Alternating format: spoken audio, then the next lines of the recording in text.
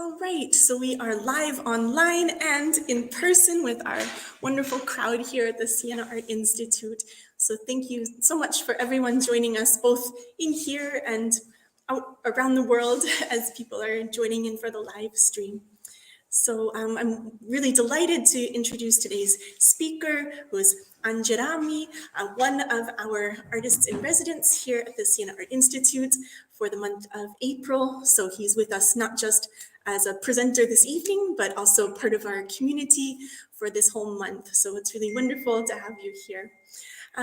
We also have another artist in residence at the same time, who's Mo Abdullah from Iraq. So we're also delighted to have him with us for this month, and we'll have a chance to see more about their work in the coming weeks, as well as our students will be presenting for our open studio, which will take place next Saturday. So we very much I hope that you all can enjoy coming to visit the Siena Art Institute for that occasion. So on Saturday, April 23rd, an open studio to see the work of our students and our resident artists here.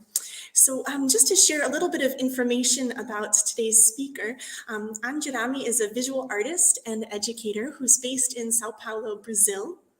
His work is divided between the studio and outdoor activities, often with local and indigenous Brazilian communities.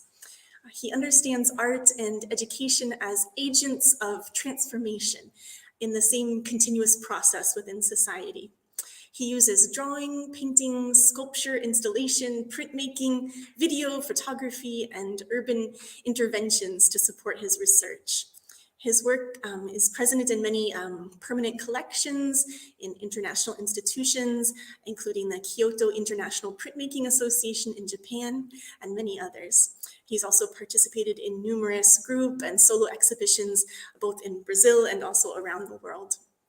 He earned his Master's in Fine Arts at New York University, and he previously received his BFA and his Visual Arts teaching license in Brazil, from the Faculdade das Belas Artes in Sao Paulo.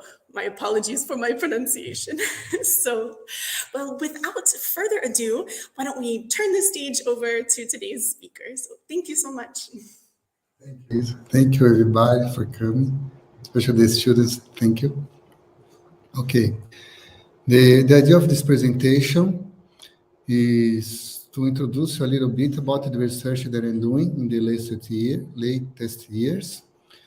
So I divide it in series of work, and I'll speak a little bit about each series. If you have questions, please do, and we keep going. So here is kind of statement, what I believe in painting. So I propose a reflection on nature in a spiritual, aesthetic, and existential relationship. It's very important for me that has to be in the spiritual area too. It's not only aesthetic, but also spiritual. And it comes from the native Brazilians, especially. We can talk more during the presentation. I try to contemplate the sublime, the sacred of the natural world, as a great ancestral home. Everything is landscape. Humanity is part of this system and depends on it to exist. So what I try to say that human beings are not apart from the nature. We are part of nature, just a little piece.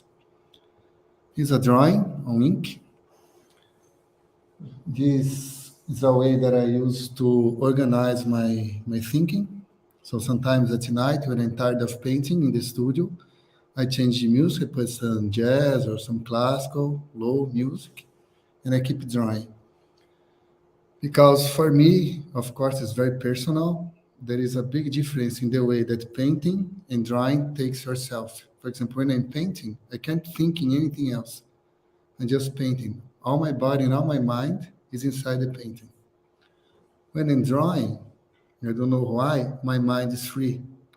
So it's the moment that I relax my mind and I can think other things. So usually I think about family, friends, nature. The only thing that I take care is to have good thoughts. Sometimes bad thoughts coming and something's going wrong with the drawing, So I always try to keep good thoughts when I'm drawing. Okay, so the first series that I will present to you is called Living Landscape. It's a new series I started during the pandemic because I moved to a farm in countryside of Brazil in a wonderful city called Ouro Preto. It's a very beautiful ecosystem, very different from where I'm from, Sao Paulo. And it comes from the tradition of plein air painting. There is about 20 years that I bought a Audi off-road car to travel and paint around Brazil. And it makes me wonderful opportunities, like I had contact with the native Brazilians, with the indigenous, with the quilombolas. Sometimes I slept in the car in the middle of nothing, but the landscape was always really beautiful, really beautiful.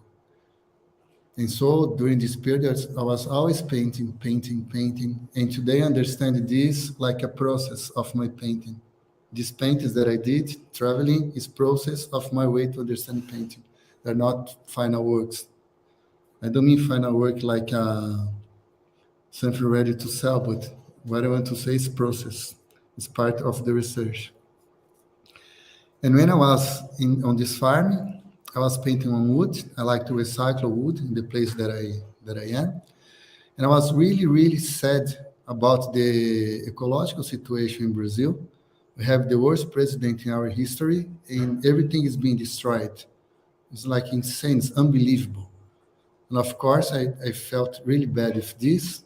And one day I took one painting that was red on wood and just put in the fire, like some desperate, just put in the fire. This is some images of the painting in the fire. And the paint starts to melt and bubble. And I really like the result when I saw the painting fired, burned.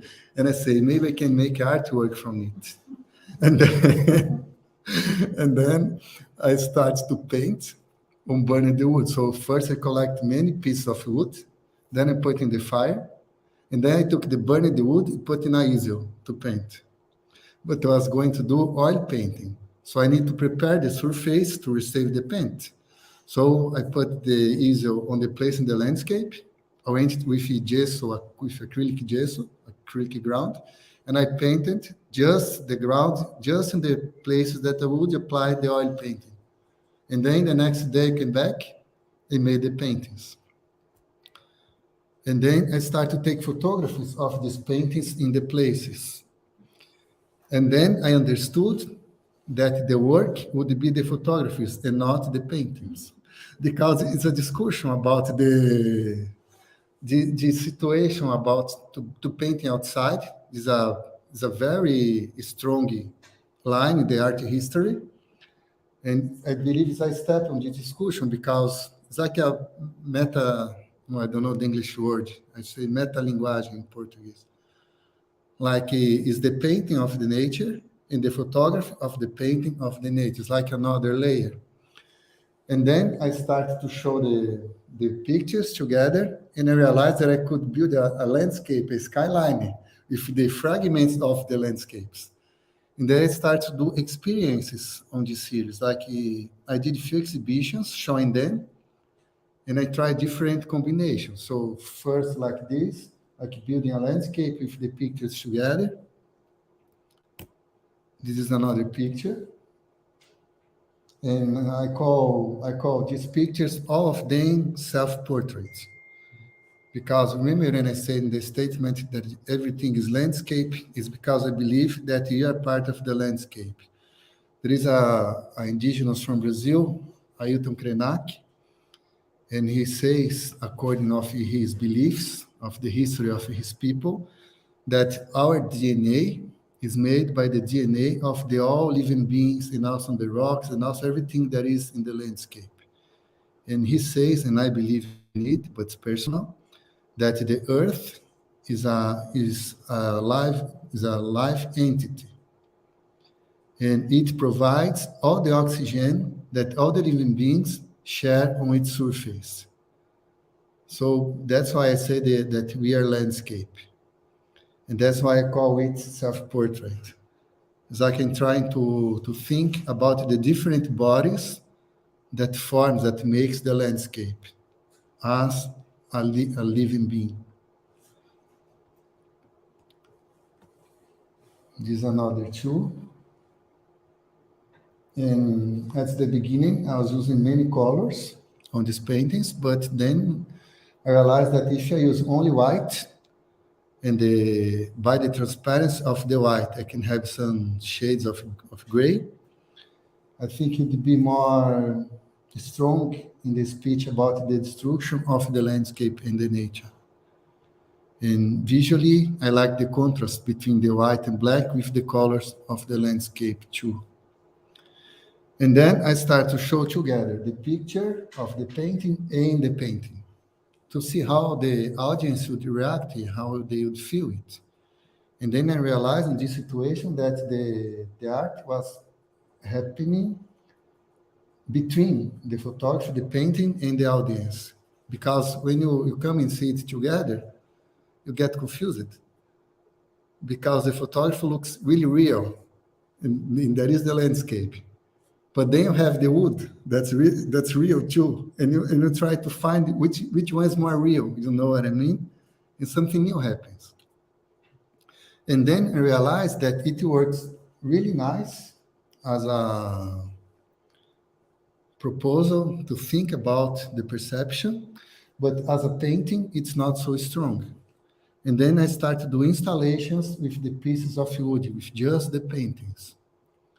And then it worked in a different way. And I'm bringing this because I believe art is about process. All the time I'm doing process, you're thinking and doing things in process, a process of life. And I like to show and to test and to be this, it's existential. And here, it's just a close approach, fragment, to show the materiality, the texture. And of course, it's burned part. I prepare with some varnish because otherwise it would be a disaster. You come to a white wall to put the work, it's just make a lot of black lines. So I have to prepare it. But it's to show the materiality. And for me, the wood is still alive. So also when the wood is here on the wall, on these paintings, it's still alive. So if there is a nail, there is something, I keep it. It's part of the history of the wood. That's part of the history of the landscape. That's the part of the history of the planet and the universe. It's what I believe. And now I'm doing experiments on the series with gold leaves. I use 33K gold leaves in my painting, and now I'm using on the woods. And why I'm trying the gold leaves on this work instead of white paint or oil painting? Because the gold, it changes the light. For example, I have a painting with white paint, and I put some gold on it. If you look in the daylight, the white painting will be the highest light in the painting. The gold will be like 70%. And if you shade like this room, the white will goes down, but the gold will go up. So you change the light, like in the landscape. When you do plein air painting today, the students was doing brilliant paintings outside. I'm really happy to see this, really. And you see the change of light, everything changes. Because we see the reflected light. So if you change the light, everything changes. But you can't do it in the landscape. You can paint fragments of the light in the landscape, but it's impossible to paint the same landscape in one painting with the different lights because it changes. But when you use gold, you have something similar because it changes too.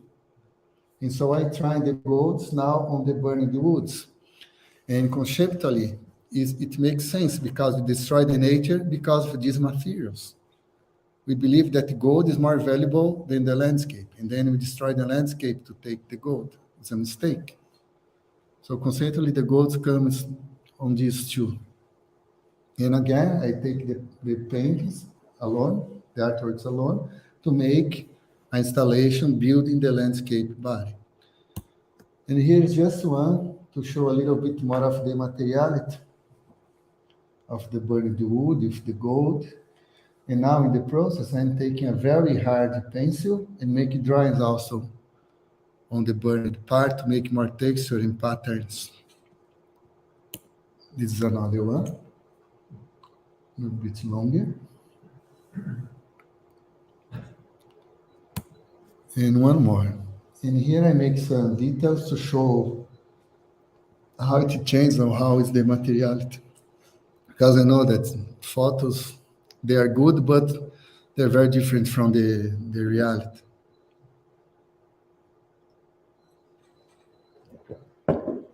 The next series that I brought today is called Letters for Tomorrow. It starts from drawings from people, because I believe that everyone has an inner landscape. It was a portrait of people, like a portrait, like people recognize themselves when they saw the drawings.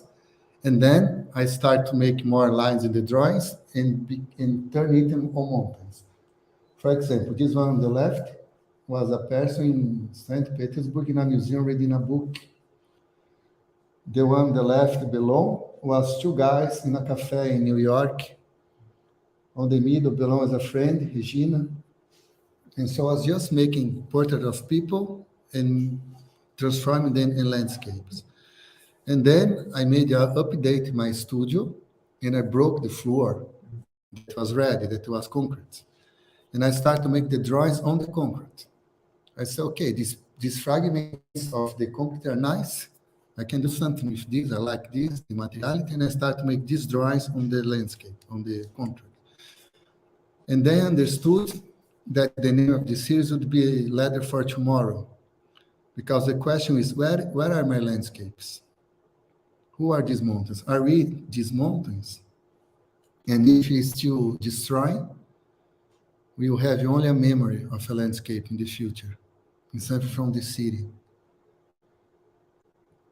And then I started to understand that the concrete itself has some drawings already. So I stopped to make people, and I started to read the drawings inside the concrete to make the landscapes, like to extract what was inside. And then I start to use gold leaves as well for the same motive, for the light changing, because of the color that I believe is beautiful, because of the concept of that you destroy the nature because of these materials. And also, first time that I was using gold leaves in the studio, it was about 20 years ago. I was making some birds and put the gold on the stars.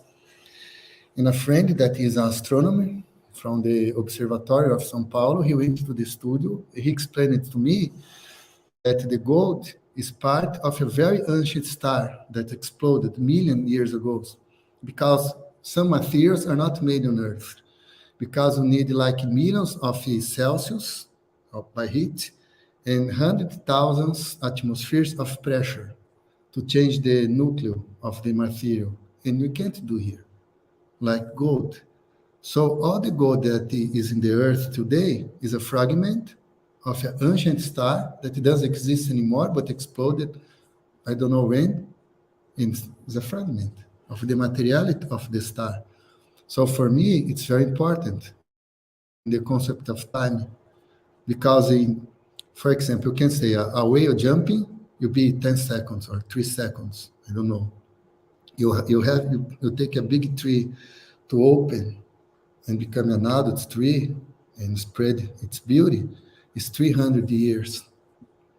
A civilization can be 3,000 years. But in painting, you have all these things together at the same time. So the conscience about the star in my hand, looking to the stars in the sky, was really important about to think about time in my research and work in art. And then I started to do installations with these stones, put them together. And this one was in a gallery in Sao Paulo, called Zipper. It's a very fancy gallery in the most fancy neighborhood. And was quite funny to see the garbage from the studio, that was the bricks that you could throw in the garbage, in the wall of a fancy gallery covered by gold. So it's also a preposition that how art can transform and change the things. And also was an invitation to people to come and look closer, because when you enter in the room and you see just the stones and the wall, you think that's something really brutal, the materiality. And then you come close, you have a very delicate drawing, and then gold, and you start to see the landscapes inside. So it's an invitation to think about, because I believe we need to look to nature with this care, very delicate. All the small things are all connected and happening together. You go outside in the garden, you can see the flowers, you can see the grass, you see everything. You come closer, you see smaller things. You come closer, you see more. You take the fire, you put in the sun, you see even more. So it's this type of invitation, that how we need to look the things. Also a stone, that could be a garbage, can be a treasure, you know what I mean? So it's Letter for Tomorrow series. The next one is called The Icons Without the History.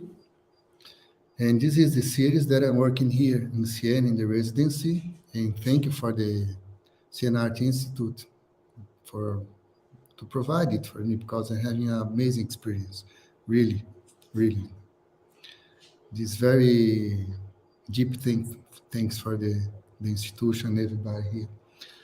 And this series is about the sacrality of nature. What I want to say is nature is sacred. It's sacred, and that's it. Because we can't make an icon, that you need a priest on your side telling how was the life of that saint, how is the symbology, also the position of the hands, like Jesus Christus, or the color of the clothes, or the way he looks to the sky. There is many codes.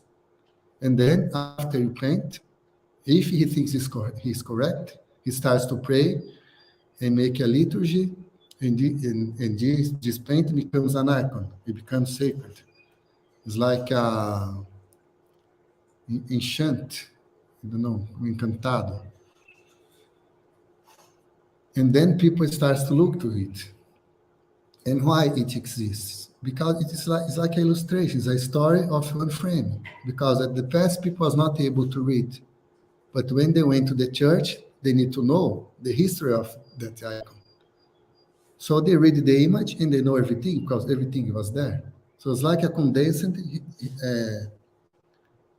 like HQ, the cartoons, was like a condensed cartoon, because all the information was there in one frame. It's sacred. But for me, sacred are nature. So I'm trying to do it with birds, with fishes, and other animals. And again, it's recycled wood, because I believe wood is still alive and part of the landscape, as we talked before. And at the beginning, I was preserving the drawing. It was an oil painting and gold leaves. And I using only white also. And I think the reason that I was using only white at this moment was because I was doing the other series with white paint, and I think I was involved with it in the process. Here a few more. And then I started to change the approach of the birds, and I started to make them look to us. Like, look, we are here. Look, you have something to say to you. And then I start to use some colors. Because again, art is about process. And this series is in process too. And when I start to use more colors, I start to cover more the drawing and make it more painting. And this is the last ones that I did in Sao Paulo before I came to Italy. And this is oil on wood. And I particularly like the red, because it reminds me also bloody. And again, I'm very sad about what's happening with the nature in Brazil. It hurts me really deeply. And also something to say this, And here in Siena, in Italy, I have the opportunity to see Renaissance, like in front of me, because it's very different to study in the books. And when I arrived in Firenze, I went to a museum. It was an exhibition of Raphael. That's one of my biggest references, that I look a lot.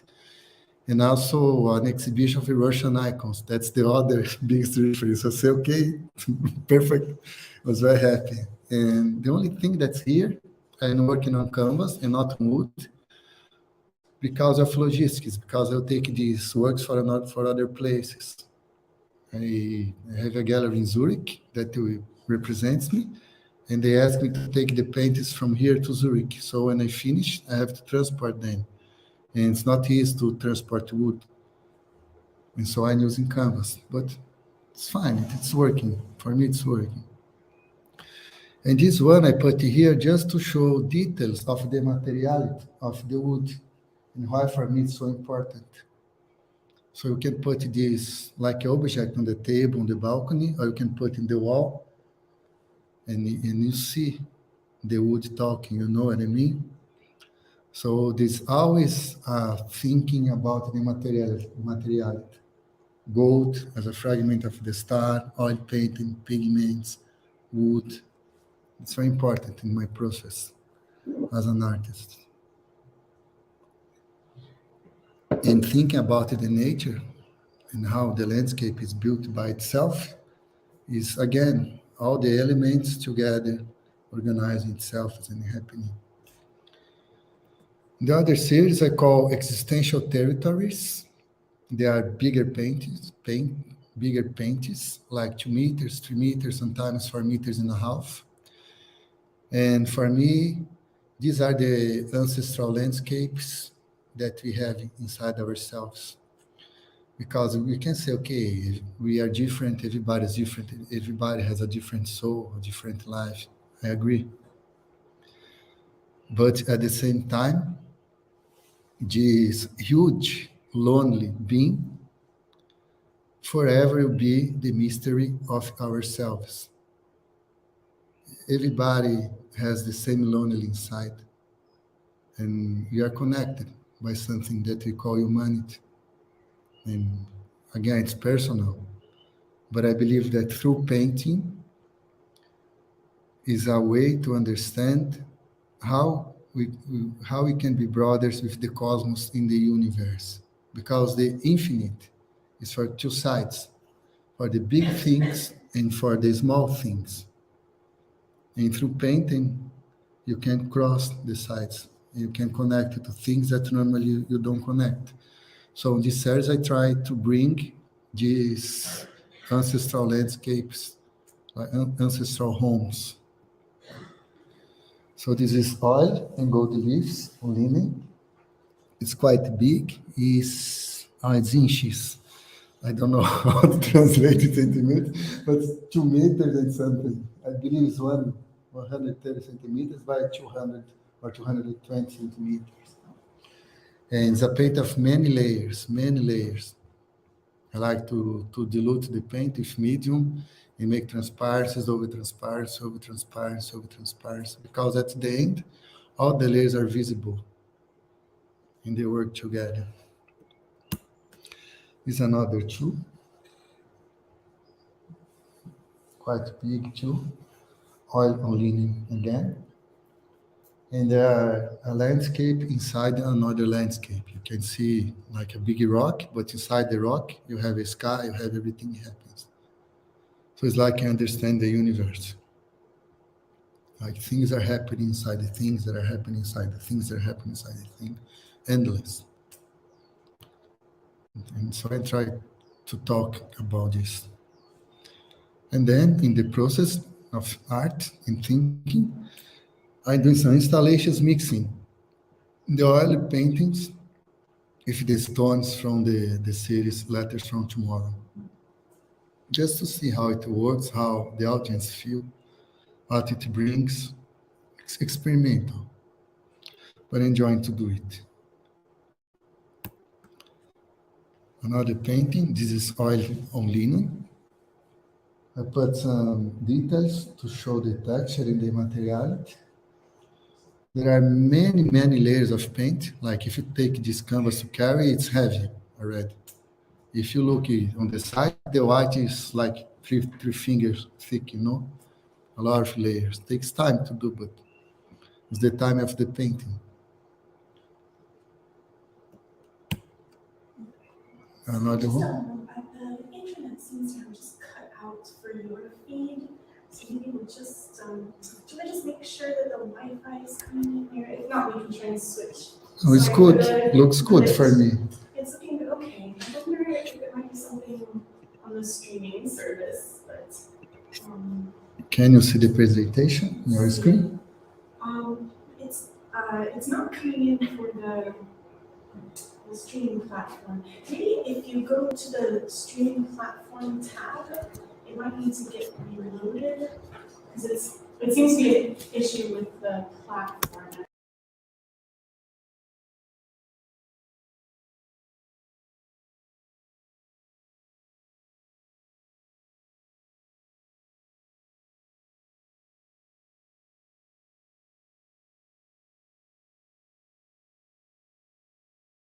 Screen. Yes, if it's And now you share again. Let's see. Share screen. It's funny because we tested twice, we checked everything, and it was perfectly working. Okay. It's working now? Let's just see. It seems to be kind of reloading. So, Okay. yes, we're back. All right. So Okay. sorry for the technical glitch. And then another painting from the series. This title is And Then I Boarded in the Ancestral Future. It's a phrase that Krenak says. He always says, the future is ancestral. And I was thinking about this and I made this ancestral landscape. That's also future. It's oil on leaning two and again many layers. In the last one of the series, it starts to changing now. Because long time ago, I had a dream that was flying in the dream, and I could see some islands from the sky, and was people living there, a civilization. But because I was looking from a different point of view, really far away from the sky, I could see a little eye on the island. Because actually it was a whale jumping, but the space time of the whale was so different from the space time from the civilization that in the time of the jump of the whale, the civilization appears and disappears, but they didn't know that you are living in a jumping whale. And then I made some paintings and I forgot. And now, maybe 20 years after this, I come back into these animal landscapes on this series. So it starts like an island from Rio de Janeiro, Pão de Açúcar, the rock. And then I say, oh, this can be the whale from the jump from the island, from the dream. And I start to make like a whale island. And the name of this painting is the word behind the word, to start to think about this. And it's a process. Let's see where it goes. But again, many colors, many layers, takes time. And the last one, I think is only two images, is the urban landscapes. This is a work that I do on the seeds, it's mural outside, and I do for two reasons, mainly. One, we have a lot of poor places in São Paulo, in Brazil. You know, you don't know if you know favela, but there are communities in horrible situation. They don't have pipes, you know what I mean? It's nothing. And sometimes we go together with other artists to these places that are really ugly. The houses are just bricks. They're really bad houses, you know. I'm sorry, it's a problem. And we knock the door or play the hands and say, may I do a painting in your house? What would you like to have in your house? And then we make murals in the houses so they look better. And also, I like to do landscapes in the scale of they used to be the landscapes before the city. Especially in Sao Paulo, when the cities grow too fast, we just cover the rivers. So we have some rivers under the streets and people doesn't know. So in this place, I like to go and make a huge fish on the wall and then write, here is a river. Try to listen, try to think, try to feel, you know, it's just a way to try to bring the perception of the nature back to the city. And sometimes I just knock the door of the house and I ask them if I can make a garden in front of the door. And I hire a worker to help me. We break the floor and we make a garden, put some plants, eatable plants, and say, now you start to take care of the plants, talk to the plants, and you can eat these plants. And what I try to do is that people start to think better about nature, starts to look to nature. And so it's a mural. This I did in New York. And I believe when you have the landscape, in the landscape scale inside the city, it's something like a resistance. There's a latent force. It was there, but in certain way, it's still there. And the last one, I made this in a co-work in Sao Paulo, a place that people works. And it's over a river. It's on a river that was covered. It's called the Água Preta, the river. So I made the river there. And it was nice because they liked it a lot and they put some LED inside, some lights, and at night they turn on the lights and I put some gold paint and it shines. Quite nice. But it's a way to bring nature back to nature in scale of nature. Like this one is 7.8 meters, something like this. So thank you.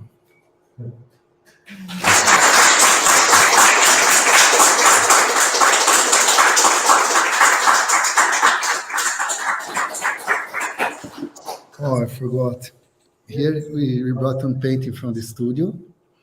It was the only one that was able to carry because the others are so wet that I try to touch and I have to wash my hands. And it's in process. So it's oil painting. There are many layers already. I started to use the transparency with the medium, but the white part around the bird's head will be the gold leaves.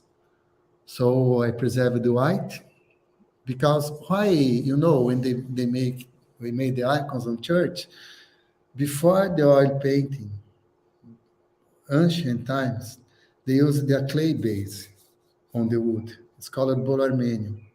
I studied, I know how to use it. And you have this clay base with different colors. And the only reason there are different colors for the base is to change the color of the gold. Because, okay, you can say gold is not transparent, gold's opaque. Okay, but it's transparent also. If you put the gold over the red, you have one color. If you put the gold over the blue, you have another color. If you put the gold over the white, you have another color. Especially when the light reaches the painting and reflects. Because like the landscape, you can have the water, but when the sun goes, reflect the deep inside and illuminate the waters from below. It's the same. The paint is like a landscape. It's the same. Exactly the same. And so I choose white. So at the end, the gold will be more light.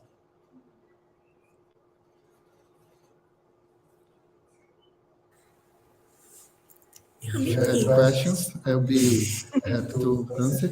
If you don't have, no problem. It's okay too. There were a couple questions that came in from our online viewers. Also, just some nice comments that came in from viewers as well. For example, Lily had wrote saying that there was a wonderful interaction between the wood and the painting, this idea of an interconnected aliveness. So, not really a question, more just a comment there. Thank you. Instead, Selene asked, how can you obtain the transparency in the photo at the beginning? Maybe the one with the stork, perhaps, as the idea of the transparency in the photo at the beginning, perhaps was the stork painting, which is white on white with gold. So it has an interesting idea of transparency. I think that might be the work that she's referencing. I don't know if I get her comment. Let me open again. If she's telling about this series here, it's not. Oh, sorry, hold on. It's not transparent. It's just the illusion of the painting. Yes. Can look like a glass, right? Like something transparent, but it's not. It's just the illusion of the painting. If you look at the painting by itself on the right, it's very thick. It's wood, burned wood. But because of the composition In the photography, it looks like transparent. I don't know if she's telling about this. Thank you. That interesting quality of, as you were talking about the materiality, I Yeah, think it's is an really. illusion, yes. Yes. Were there other questions from our in-person audience?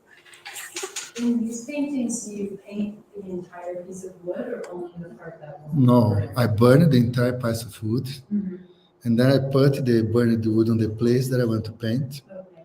And then I start to think about composition. And then I sand a little bit to take the burned. I put some acrylic ground just where I'm going to paint. And then I put the oil painting only on this ground. So like on this image, you can see this the low part is not painted. It's just the chalk from the, then you see a little bit of transition, and then it starts the painting. But the answer is no, but the answer is also yes. You know what I mean? Because when you preserve the ground, you're thinking about painting. Paint is not about only to add paint, you know what I mean? It's the process, the way to understand the image and the materiality. Like watercolor, you don't paint all the light, you know what I mean? But you're painting. This series, what I find particularly interesting is like the textural qualities. So the texture of the wood and the texture of the page, the layers of page. And I think it's a research into texture and very, very interesting. They really work very well together. Thank you, Franca. Yeah. I'm looking forward to seeing. When did you write or paint the letters for tomorrow? Sorry, I didn't understand more. When did you write or paint the letter for tomorrow? When did I started it? When you did it? Where? When? When? The date? It was from 2020 up to today, the letters for tomorrow.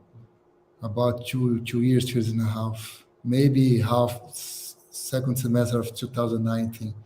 Because I rebuilt the house, I started rebuilding in 2018. It takes 1 year and 3 months to finish everything. And I was with these stones inside the house, and I say, my God, it's so beautiful. I will save it. And I I make jokes. That's my notebook from prehistory, you know. It's funny because I start to carry the stones to make drawings in the cafes and the museums, and people was like scared, look to me like, well, who is this crazy guy, you know? But it was fine. It was funny too. The process was nice to do. Do you consider them out of date? Sorry? Do you consider them they are out of date because No. not anymore for tomorrow? No, out of date. For me, they are atemporal. Tomorrow can be tomorrow. For me, they will never be out of date. So you talk about illusion. Is tomorrow an illusion? If tomorrow is illusion, what is not illusion? If you talk about perception, we believe in our perception. But who proves that we're talking? I believe in talking, you believe you're listening. But it's always about our beliefs. Our perception can be illusion.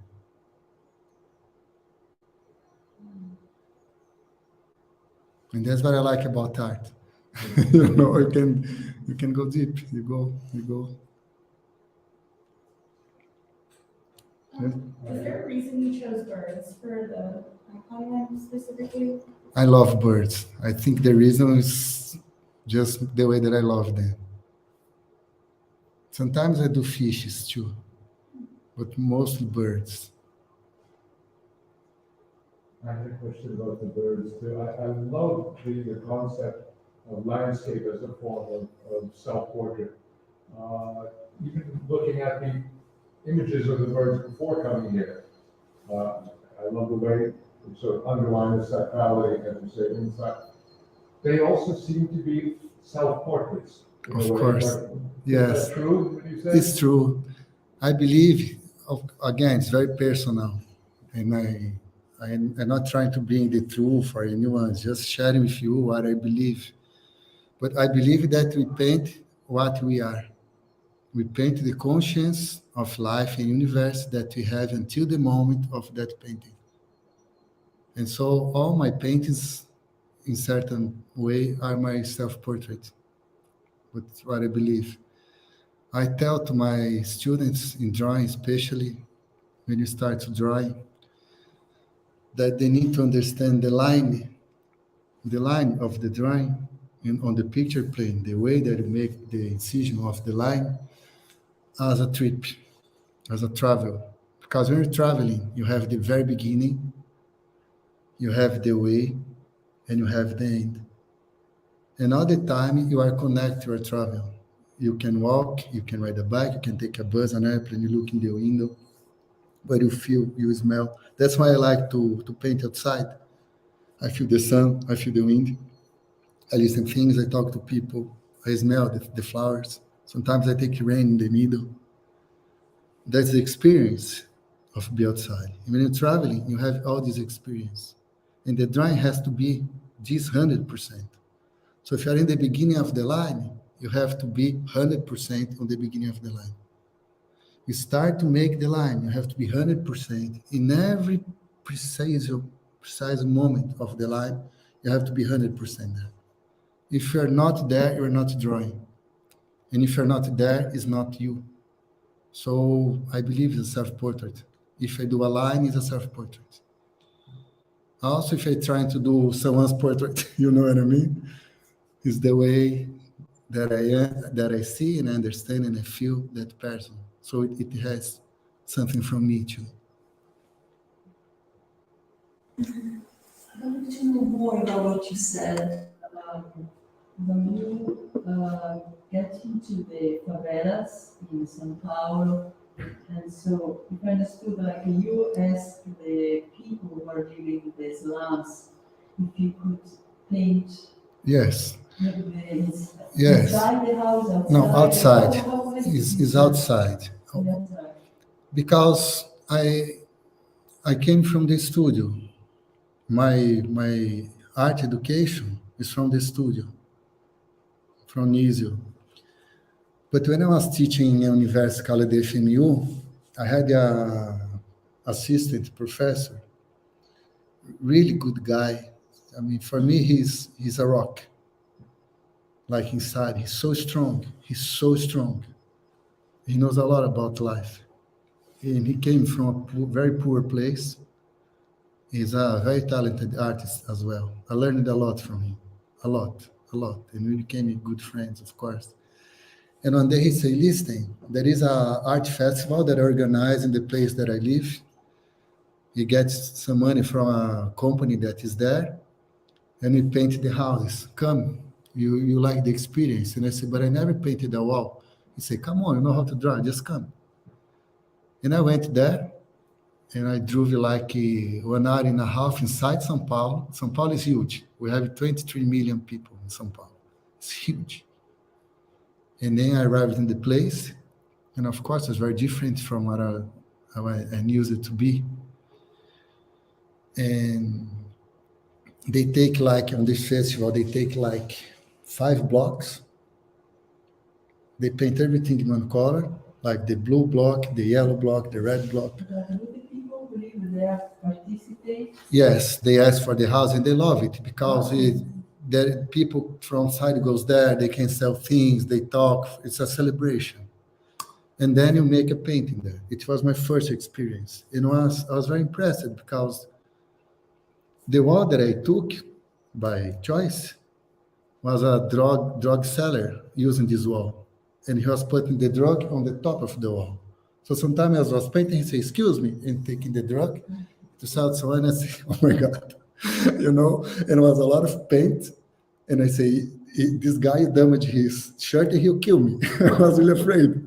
And I say, listen, I don't mind about the paint, but you have a nice shirt. I was trying to be, sometimes, I don't know, trying to, approach him. And when I come back home and I say, what experience? And then I start to do it more often.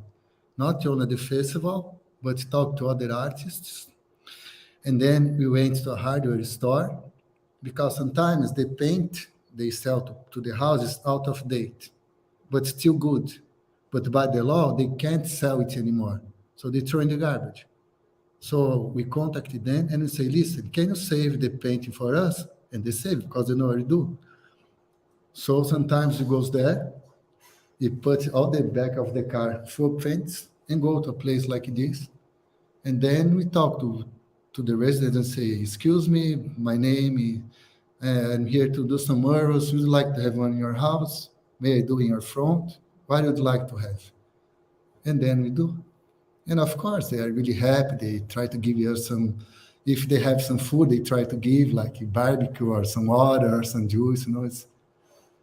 It's a way to do something, to give it something back to the city as well, because São Paulo is a big city. Everybody goes there just to take things, and nobody gives back to the city. I believe it's a way to do it. And then from this process, during 4 or 5 years, I was doing expeditions in poor cities in northeast of Brazil, really poor places. And I was talking to the community. And then it's really easy to find the leadership in the community. They're organized. Like normally it's an old lady that makes food in the school. She's the leadership, you know what I mean? Like in the community. And I found these persons and say, okay, I'd like to give you artwork for the city, but I'd like to make it with the children. And then I make the drawing in the wall of spray, and I talk to the children, say, listen, this part is yours, this part is yours. And then they paint together. And they do anything they want inside the parts. Like say, sometimes they write, Mom, I love you. Sometimes they just put the hand like this. And then I finish the work and everybody signs. And it becomes an artwork that stays in the city. And for me, it's really important because they can't dream for the future. They don't know if they'll have food for the dinner. But they walk on the street, like holding father hand or mother hand, say, listen, I did it. Listen, Mom, I did it, and it's her name. You know what I mean? So it touched me really deep inside. Because at the end, they believe they can change the future. They believe that they are able to change the things. Yeah. Yeah, and for me, it's like to wash my soul, just to talk about this, I feel it's like to wash inside. And you start to understand that things that you believe that's important is not so important. You know what I mean? So the mural is about something to social, to put artwork in the city and to give you hope to people hopeless.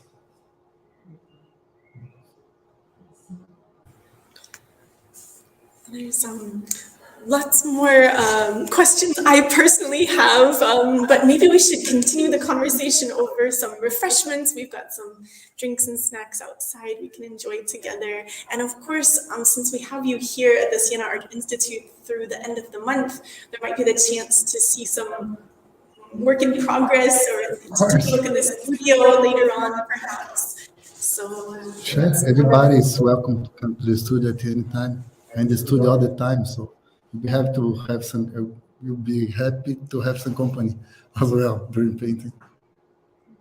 Great. But you can come customize for no problem. Oh, sure. Go ahead. Well, I mean, a question I had was about the musicality. You mentioned listening to music at the very beginning, and then with the subject of birds, that to me, they're very musical creatures. So I wonder if you connect the sounds of birds to the music you're listening to. That's a beautiful question, Lisa. I try to listen to music that for me are landscape music. What I mean by landscape music, if I close my eyes to listen to the music, and I try to separate the sounds of the music, and I put one color in each sound, I make drawings in my mind, in my imagination about this music. And some music, for me, is easier to see a landscape. And there are some musicians that compose the music thinking about landscape, like Rachmaninoff, that I love, like Borodin, that I love. So when I like Bach, when I listen to these guys, I see the landscape clearly, and they help me to paint a lot by the reading, by the not interview, like the intervalo, how is it in English? Interval. The interval and the music, the dynamic of the music. But sometimes I need to connect to the animals. Like one time ago, maybe 10 years ago, I was doing a series of whales in my studio because I was living in New York, and I was going to paint outside in Brighton Beach, in Coney Island, but the winter was empty, and the aquarium was open. It's supposed to be closed, but it was open. So I said, okay, I'm not paint. I'll go to the aquarium. I was outside the tank with two beluga white whales inside. And when I approached, one went away and the other came to the glass. And I went to the whale, and she was looking in my eyes like this. Her eyes like, it was like that. And it was something really special because I felt love. This animal is really intelligent. This animal is very sensitive. He is looking to me. He's looking to my soul. And then I was cold. I went home. And a few years later in Sao Paulo, I said, I'll do a series of whales because I remember this story. And then I try to connect to whales in a spiritual way because I believe, it's my belief. You can say you're crazy. Okay, that's fine. I'm happy being crazy, you know. And then I start to listen to whale songs. I start to study this. It's amazing because like Jubarte whale, they have a planetary communication because every year they go around the globe, every year.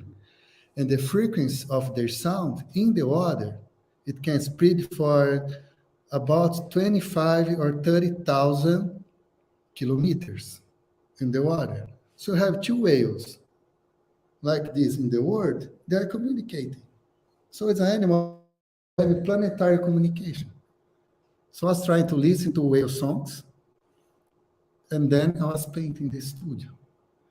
And it was like if I have a blue thing in my head, you know, everything was different. So yeah, musicality is really important.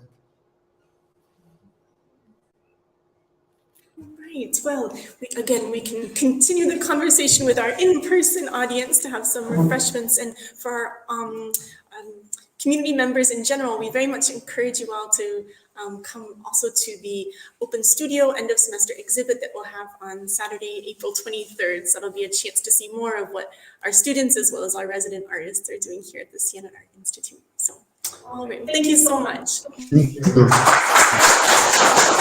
you.